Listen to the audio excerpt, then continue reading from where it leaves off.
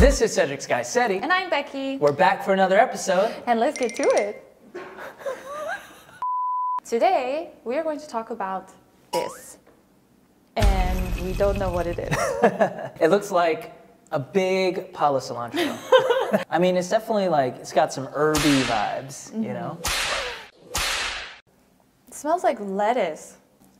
It just smells like a vegetable. It just smells like fresh. Like a green vegetable. Fresh vegetable. That is called minari.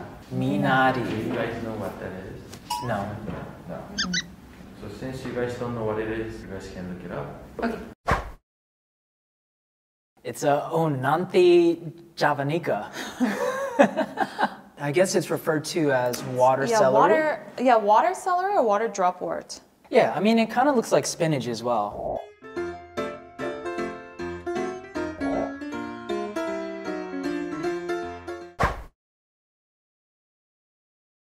Okay, I see. I get it. I get it. okay, I get yeah, it. yeah. The little wrap, and then they wrap it around. Probably because it's very tough. See, you could tie it in a knot, and it would. Well.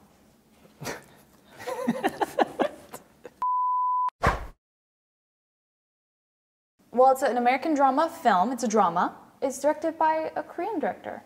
It's semi-autobiographical on the director's upbringing. Korean-American youth family moves from California into their new plot of land in Arkansas. Rural. In the 1980s. Arkansas.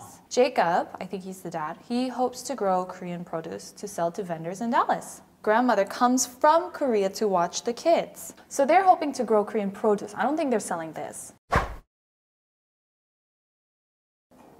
So they're living in a trailer. Oh my gosh, it's gonna make me cry. Yeah, it seems pretty heartfelt.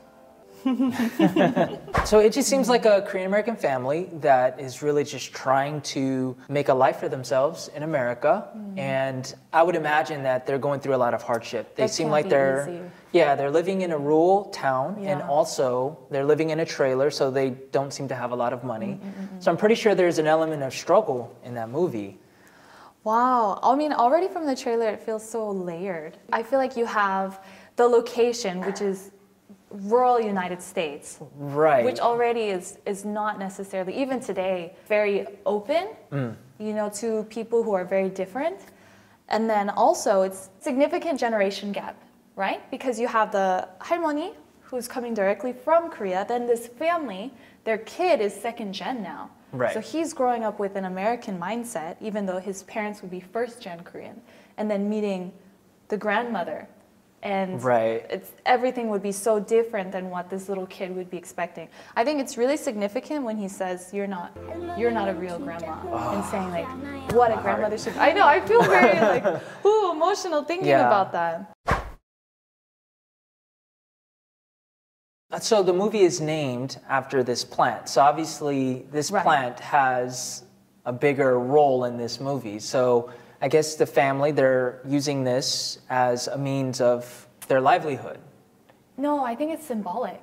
Title of the movie minari has two meanings: a plant that his family harvests, and immigrants who try to assimilate in America. Oh, okay, because minari is able to grow pretty much anywhere there's water. So that's symbolic of the family that is pretty much in another place, but able to grow as a family. Oh, okay. As I long see. as there's water, Sure. right? There has to be a sense of hope. Some sort of, at least little something, and they'll be able to grow. Because they're Right. resilient and strong. I should be a film critic. My mom actually came to the United States in the 1980s, and so she had to assimilate to a new culture. And not only that, but my 할머니 actually came to live with us in the 90s. And I remember having those feelings as well, that my grandma was so different. I grew to love that about her, but I remember just being a little confused as a child, like, oh, like my friends' families are so different. Yeah. So I think there's a lot of similarities there. Yeah, I think the feeling of knowing people's eyes are watching you, because I noticed in the trailer they have, when they're in the church, right? And they say, oh, our new family, and they stand up and they're the only non-white family in the whole community and everyone's looking at them, and the little kid was looking at them, you feel those eyes, I think. Because we moved a lot growing up, and we lived in a rural area, also in Alabama at one point. And I remember us being the only non-white family. And those eyes are really on you. Right. I think that's why this movie, I don't know how well it will do with ordinary American audiences, but I think a lot of immigrant families will connect with this strongly. First time. It smells really good. It's kind of stringy. I feel like the closest thing is spinach, but it's harder. You know what I mean? Yeah, it doesn't feel dry and crunchy. It's like in between spinach and celery. Celery.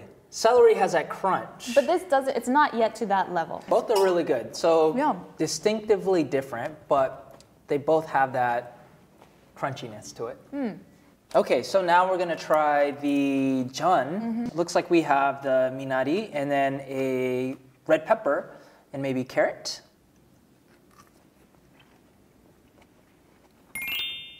How is it? Good?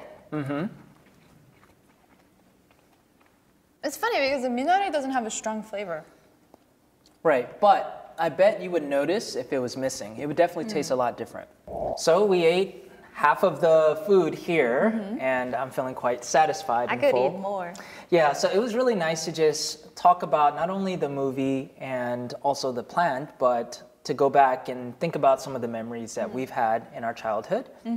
Yeah, and if you resonated with any of those, or you have your own memories, or you've had minari, or you're looking forward to watching this movie, leave a comment below. We want to hear from you. And make sure you subscribe to CKJang TV to get better and more videos similar to this in the future. And we'll see you guys next time in the next episode. Thanks for watching. Bye! It looks like the grandmother's service is You can't say that's a spoiler. Is it? Yeah. It's on, oh.